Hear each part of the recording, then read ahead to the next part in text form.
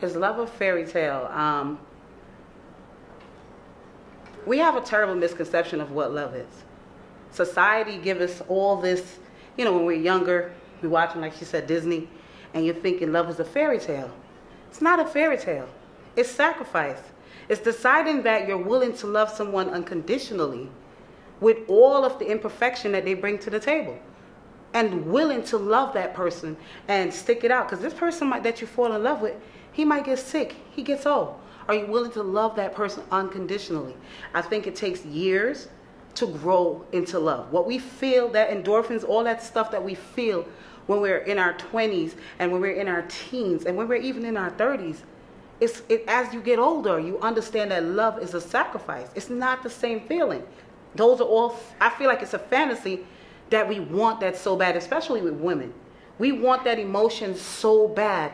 So we look at the characteristic that we are programmed to see when we were little girls to think that what love is. Because they gave us the whole idea of what we think love is. Honestly, we really don't know what love is. Most women don't know what love is until you are in a serious relationship, whether a marriage or a long-term relationship, and you have to sacrifice and compromise so many things and realize, oh my God, I spent all this year with this individual and he wasn't shit, but I love him. So love it's not a fairy tale, it's work, it's time.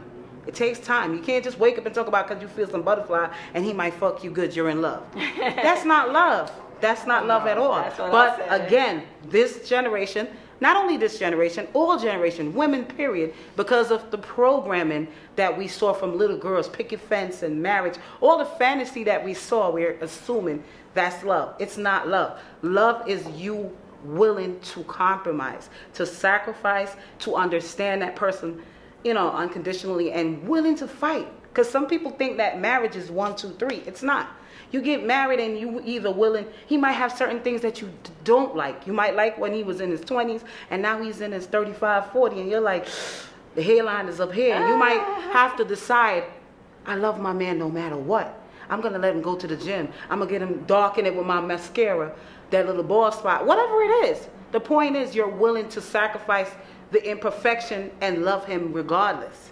So love takes work. So all the thing about, oh, I love that butterfly, we all get butterfly.